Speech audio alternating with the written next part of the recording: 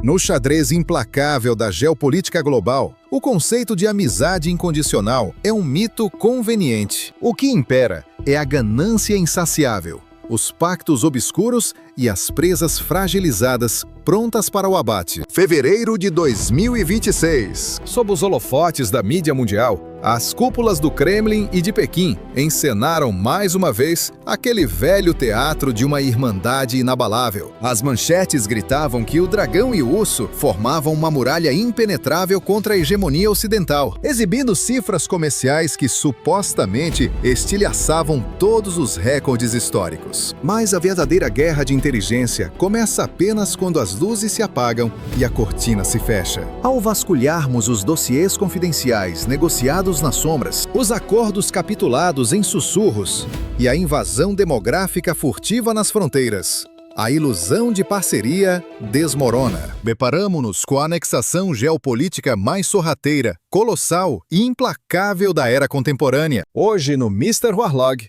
rasgaremos os roteiros rasos da mídia tradicional sobre esse suposto bloco oriental. Vamos dissecar a operação cirúrgica em que Pequim transformou a orgulhosa pátria russa, agora agonizando nas trincheiras encharcadas de sangue da Ucrânia, em um mero estado vassalo, um fantoche manipulável. Colocaremos sob a lupa a estratégia esmagadora do gigante asiático, que, sob o disfarce de um balão de oxigênio para a máquina de guerra russa, acorrentou e hipotecou cada centímetro do futuro de Moscou. Revelaremos em breve o golpe de mestre chinês ao devorar a Ásia Central, o quintal histórico e intocável da influência russa, sem precisar disparar sequer um único projétil de artilharia, e como a rota do corredor médio esmagou a relevância de Moscou nas vias logísticas globais, deixando-os a ver navios. Assim que montarmos esse quebra-cabeça, a cegueira tática e a submissão humilhante do Kremlin perante o Partido Comunista ficarão escancaradas. E, obviamente, não deixaremos de lado o momento de fraqueza extrema em que o pânico das sanções forçou os russos a entregarem de bandeja seu santuário estratégico ártico para as frotas e os conglomerados energéticos da China. Como uma nação que adormecia sonhando com a grandeza imperial de Pedro o Grande,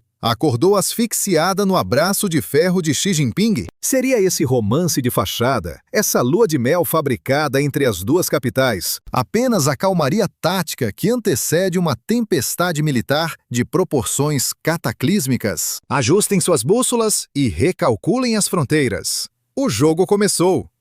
Senhores espectadores, a soberania de uma nação não morre apenas quando coturnos inimigos marcham sobre o asfalto de sua capital. Quando os circuitos integrados que dão vida aos radares de defesa do seu país e os minérios essenciais que guiam seus mísseis balísticos pertencem a um único fornecedor, o dedo no gatilho já não é mais seu. Um dossiê explosivo conduzido pelo projeto de reportagem sobre crime organizado e corrupção, conhecido pela sigla OCCRT, documenta o papel de Pequim como a única artéria pulsante, mantendo o esforço bélico russo vivo. Com o parque industrial militar de Moscou agonizando sob o peso esmagador dos embargos ocidentais, a rendição tecnológica foi absoluta. Entregaram-se de joelhos ao vizinho asiático para mendigar os minérios estratégicos e as terras raras, sem os quais sua indústria da morte simplesmente colapsaria. Acontece que os senhores do poder em Pequim passam longe de ser filantropos benevolentes. Essa ajuda vital foi forjada na forma de uma corda grossa e ela está sendo apertada implacavelmente ao redor da garganta moscovita. Os relatórios táticos para o ano de 2026, desenhados pelo Centro de Inteligência Última Boza, não deixam margem para dúvidas. O leme dessa suposta aliança agora é comandado de forma ditatorial pelos chineses. E qual é o preço sangrento cobrado por essas migalhas tecnológicas de sobrevivência? Um saqueamento sistemático, brutal e em escala industrial das maiores riquezas energéticas da Rússia. Com as portas do opulento mercado europeu lacradas, sobrou para Moscou um oceano de petróleo e gás estagnado, sem ter para onde escoar. O dragão farejou o desespero e atacou a jugular comercial russa sem um pingo de misericórdia. Enquanto o Kremlin implora desesperadamente pelo avanço das obras do gasoduto Força da Sibéria II, a cartada da China é pura extorsão. forçar as tarifas a um nível de miséria, equiparando aos subsídios do seu próprio mercado interno. Em resumo, os russos estão derretendo seu patrimônio, liquidando barris e metros cúbicos com descontos suicidas que beiram o ridículo frente ao mercado global. E não se iludam, pois a magnitude dessa carnificina econômica vai muito além das plataformas de extração. A tática mais letal e cirúrgica para subjugar uma nação inteira sem que uma única gota de sangue seja derramada é aniquilar o seu sistema financeiro. Quando a expulsão da rede SWIFT expurgou os russos do tabuleiro global, a máquina de propaganda do Kremlin tentou vender isso como o grito máximo da independência econômica. A dura realidade, contudo, dissecada pelos dados sombrios dos cofres centrais, pinta um quadro aterrador. No cenário atual, a quase totalidade das riquezas de exportação e do tesouro cambial russo encontra-se acorrentada ao yuan chinês. Para qualquer mente brilhante do xadrez militar, o recado soa como um alarme de bombardeio. A outrora imponente águia russa ajoelhou-se, entregando de bandeja as chaves da sua soberania aos cofres de Pequim. Basta que o alto comando de Xi Jinping decrete uma desvalorização da sua moeda numa manhã qualquer, para que montanhas bilionárias e fortunas moscovitas virem pó num piscar de olhos, enquanto o governo russo fica ali, paralisado, a assistir à própria ruína. Façam uma pausa e reflitam sobre a gravidade insana desse cenário. Um colosso bélico, armado até os dentes com ogivas nucleares, agora mendiga pelas flutuações nas taxas de juros do vizinho, apenas para garantir o soldo das tropas e a pólvora das munições. Trata-se do sequestro econômico mais espetacular e silencioso da era moderna. No entanto, essa sangria financeira é meramente a ponta de uma lança envenenada. Quando eu revelar as entranhas da traição do chamado Corredor do Meio, logo mais a seguir, ficará tragicamente evidente como o dragão asiático cravou um punhal nas costas da Rússia, não apenas rasgando contratos mercantis, mas trucidando a sua relevância geopolítica. Antes desse golpe brutal, porém, ajustemos os nossos binóculos para o extremo norte, rumo às águas gélidas de importância mortal. Qualquer estudioso veterano da arte da guerra sabe perfeitamente que o maior terror noturno dos generais russos, ao longo dos séculos, sempre foi o flanco escancarado das suas fronteiras árticas. Durante décadas a fio, aquela imensidão polar funcionou como o bastião defensivo mais impenetrável e obscuro de Moscou. O Abismo Negro, onde os seus leviatãs nucleares, os temidos submarinos balísticos da Frota do Norte, operavam como fantasmas no gelo. Desde o Império dos Czares, o alto comando jamais cogitou tolerar que as botas de qualquer potência estrangeira ousassem manchar o gelo desses santuários oceânicos. Essa era de ferro acabou. A asfixia monumental nos cofres estatais, esmagados pelas mandíbulas das sanções ocidentais, obrigou a superpotência a colocar a sua fortaleza mais sagrada, o Polo Norte, na prateleira de liquidação. Relatórios explosivos divulgados pela agência Arctic Today confirmam que, sentindo a chegada de uma nova e devastadora avalanche punitiva projetada pela União Europeia, a liderança russa assinou em pânico absoluto uma concessão faraônica para a extração de gás natural liquefeito no extremo norte, entregando o domínio territorial diretamente nas garras de Pequim. Engana-se redondamente quem vê nisso apenas uma rodada de assinaturas em papéis corporativos. Como decodificou a análise tática implacável da plataforma China Observers, batizada de China e Rússia no Ártico, os asiáticos operam uma tática de infiltração paciente há anos, chegando ao cinismo supremo de se autoproclamarem uma nação quase ártica. Noutros tempos, os russos teriam esmagado tal audácia com punhos de aço. Hoje, submerso na sua própria incompetência, desesperado por algumas moedas para não deixar as suas fileiras militares desmoronarem, o Kremlin abriu as comportas das águas do norte para que os navios quebra-gelo, belonaves e conglomerados imperialistas da China naveguem livremente pelo seu quintal sagrado, farejando o inconfundível cheiro de sangue na água e explorando a fragilidade patética do falso aliado. A máquina estatal chinesa marcha impiedosamente para instaurar um domínio de ferro sobre a rota marítima do norte. Um corredor tático que, empurrado pelas forças do aquecimento global, está fadado a tornar-se a artéria logística suprema do planeta. A cúpula governista em Moscou delira, achando que orquestrou uma manobra de mestre para sobreviver ao cerco. Mas na prática, eles próprios entrelaçaram a corda no pescoço, plantando o dragão chinês na sua nuca gelada, de onde, no futuro, o golpe de estrangulamento será inescapável. E enquanto as fortalezas da pátria são fatiadas e servidas num banquete de rendição, quem paga a conta nas ruas?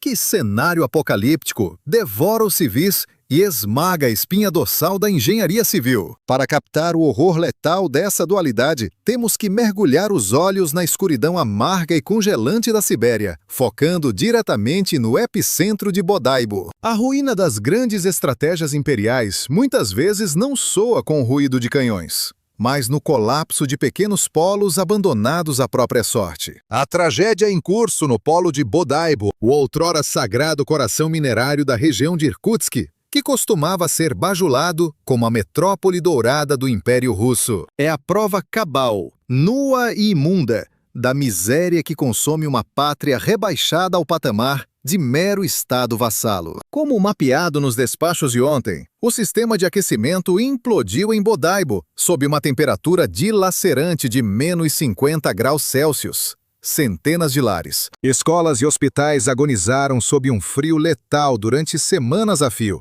enquanto famílias em pânico recorriam aos vizinhos, implorando por qualquer rastro de calor. Bem-vindos ao núcleo pulsante do incalculável tesouro subterrâneo siberiano. E é exatamente nesse abismo de gelo que nasce uma ironia brutal. Megacorporações de Pequim abocanham milhares de hectares de uma Rússia asfixiada por sanções, extraindo fortunas colossais da terra. Do outro lado da balança, os próprios mineradores russos perecem congelados, engolidos pela decomposição da infraestrutura herdada da era soviética. O ouro flui silenciosamente para os cofres chineses, deixando para trás apenas a miséria e a severidade do inverno. O fantasma da exploração colonial africana reencarnou com força total na Sibéria contemporânea. O Kremlin não está apenas fechando os olhos para financiar sua máquina de guerra, ele está orquestrando ativamente essa pilhagem. No entanto, sob o cenário catastrófico de Bodaibo, repousa uma ameaça infinitamente mais letal e silenciosa.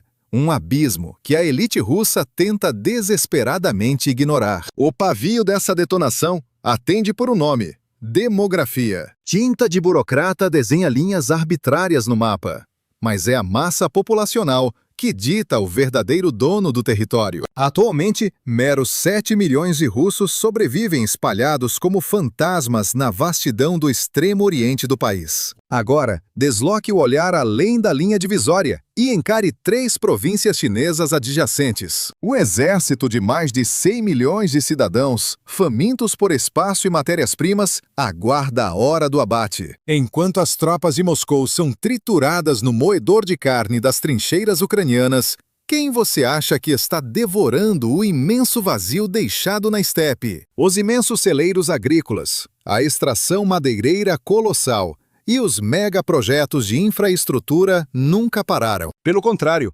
operam a todo vapor sob o comando de dezenas de milhares de operários despachados por Pequim. Laços matrimoniais, comércio de rua e toda a espinha dorsal financeira da fronteira foram capturados pela força gravitacional do dragão asiático. Vladivostok sempre foi projetada como a joia da coroa naval de Moscou no Pacífico, mas nos mapas táticos do vizinho, a metrópole ostenta sem cerimônias o nome de Haishenwai, pois a memória imperial chinesa jamais apagou a perda daquele território no fatídico ano de 1860. A cúpula governamental chinesa joga xadrez, não damas. Eles não precisam despachar colunas de tanques e arriscar um holocausto diplomático. Uma invasão militar em solo siberiano é perda de tempo. A tática é infinitamente mais astuta: subjugar a região economicamente e engoli-la através de uma engrenagem populacional esmagadora. Daqui a algumas décadas, quando o idioma de Tolstói for ouvido apenas como um dialeto morto dentro de gabinetes burocráticos locais, aquelas linhas no mapa virarão poeira. Porém, o checkmate estratégico do gigante asiático vai muito além das planícies siberianas. A lâmina corta igualmente fundo no imenso tabuleiro geopolítico que a Rússia por séculos tratou como seu feudo particular. O verdadeiro termômetro do poderio de um império sempre foi o nível de subserviência de seus vizinhos. Retroceda ao colapso esmagador da União Soviética. Desde então, a Ásia Central manteve-se como o quintal blindado sob a proteção do Kremlin. Nenhuma superpotência ousava mover uma única peça militar ou injetar capital maciço ali sem beijar o anel de Moscou. O banho de sangue na Ucrânia, contudo, pulverizou essa ordem imperial para sempre. Relatórios de inteligência detalham como o Partido Comunista avançou como um predador,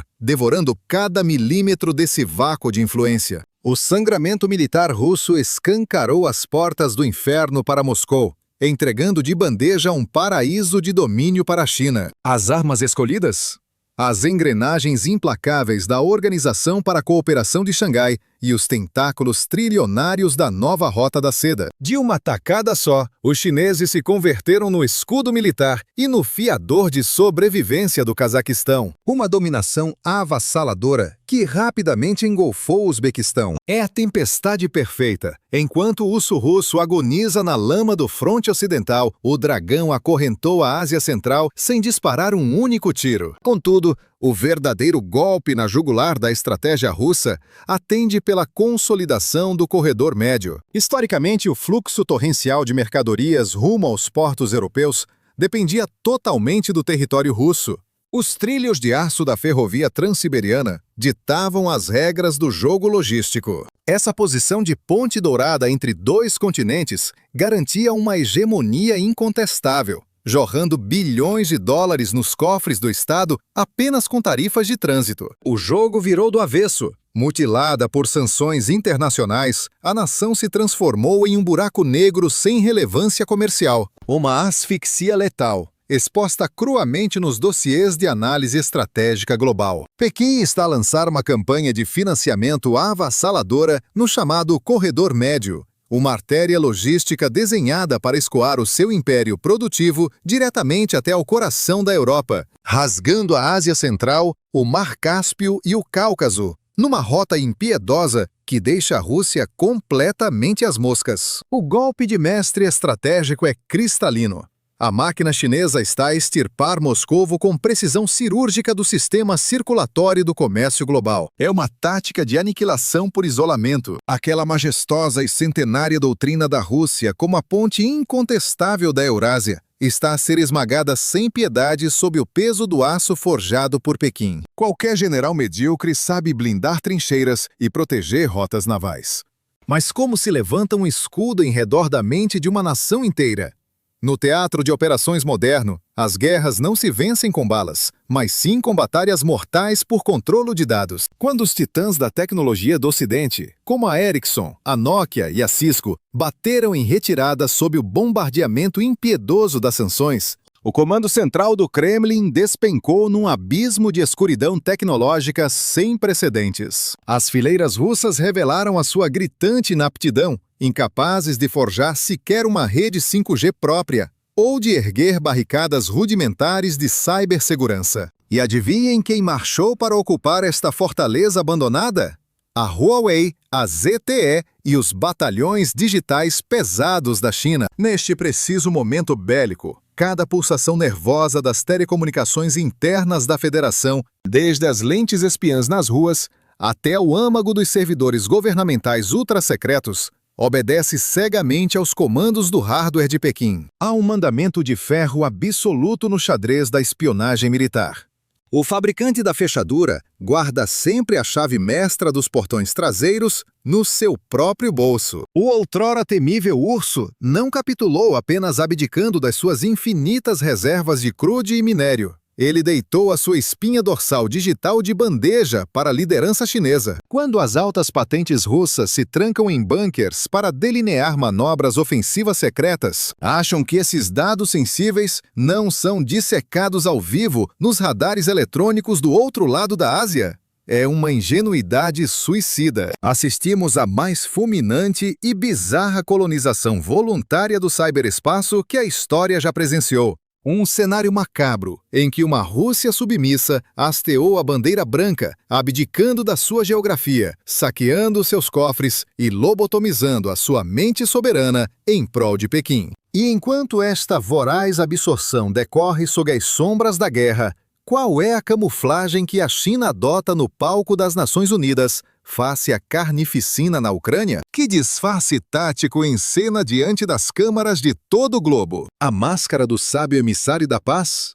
Uma farsa colossal. O governo chinês projeta incessantemente a ilusão de mediador celestial para entorpecer as massas mediáticas. Lança manobras de distração em forma de falsas tréguas, enviados diplomáticos fantoches e uma proclamada neutralidade de fachada. No entanto, dossiês demolidoras da inteligência, batizados de A China no Tabuleiro de Guerra, desmembram brutalmente as forças sombrias por trás destas propostas cínicas e escancaram a farsa letal que é essa falsa isenção aliada ao Kremlin. A cúpula chinesa está-se nas tintas para o estancar do derramamento de sangue. Toda a engenharia diabólica desta neutralidade pró-russa foi traçada ao milímetro para garantir que as trincheiras de horrores se mantenham perfeitamente operacionais. Qual é o motivo estratégico por trás deste nível de sadismo? Porque uma pátria russa consumida pelo caos dos combates, asfixiada por embargos impiedosos e totalmente emparedada, transforma-se no poço de petróleo mais miserável, barato e submisso de que o dragão dispõe. Se as fileiras russas desmoronarem e perderem, a Aliança Asiática vê ruir um parceiro colossal e uma rampa de lançamento global. Mas se as brigadas de Moscou emergirem triunfantes e restabelecerem pontes com as alianças do Ocidente, o gigante eslavo ressuscitará como potência autônoma, rasgando sem misericórdia as algemas impostas por Pequim. O cálculo frio da China não passa pela vitória gloriosa, nem pela obliteração total das tropas da Rússia. A ambição passa por manter um peão eternamente exangue, forçado a respirar à força pelos tubos de oxigênio, operados impiedosamente a partir de território chinês. Para desenterrar a gênese deste cerco invisível, os generais de hoje devem regressar às campas abertas pelo passado. Análises bélicas que escavam as raízes deste falso abraço de urso demonstram que tal amizade inabalável repousa sobre campos minados de pura e absoluta desconfiança. Basta ressuscitar as memórias em chamas de quando comandos soviéticos e guardas de fronteira chineses se trucidaram como bestas selvagens, regando com sangue os bancos gélidos do rio Ussuri, no apocalíptico ano de 1969. Esse banho de chumbo quase arremessou estas duas hiperpotências vermelhas para um precipício de aniquilação atômica. O Império Oriental ainda afia as facas com o ressentimento das ricas planícies perdidas sob a fúria e ganância dos canhões dos czares russos em plena Manchúria exterior. A sala de comando tático chinesa não se reduz a planear as próximas estações. Eles forjam manobras vingativas, programadas para rasgar a linha dos séculos. Ao deglutirem paulatinamente as costelas expostas de uma economia de Moscovo agora enfraquecida, preparam o terreno glorioso para assaltarem definitivamente esse trono roubado. Uma retaliação monumental orquestrada para o futuro, sem sequer precisarem de apertar o gatilho de um único revólver. Enquanto a corda ciberespacial aperta, as tropas e os líderes russos continuam numa marcha cega. Encurralada entre o canto da sereia chinês e o abismo absoluto, a guinada de Moscou rumo ao Oriente revela-se um campo minado estratégico. Embora as pesquisas de opinião pública apontem que a massa russa ainda enxerga um oásis de vantagens nessa aliança com Pequim, os arquitetos do poder nos bastidores conhecem a amarga realidade. E o Ocidente decifra essa ilusão de ótica com precisão cirúrgica. Como advertem os estrategistas mais analíticos que monitoram cada movimento do dragão asiático, o perigo bélico que essas duas potências representam para o continente europeu possui naturezas estruturalmente opostas. Se o Kremlin atua como um urso enraivecido e imprevisível na frente de batalha, a máquina estatal chinesa avança como uma teia geoeconômica silenciosa, paciente e de força esmagadora.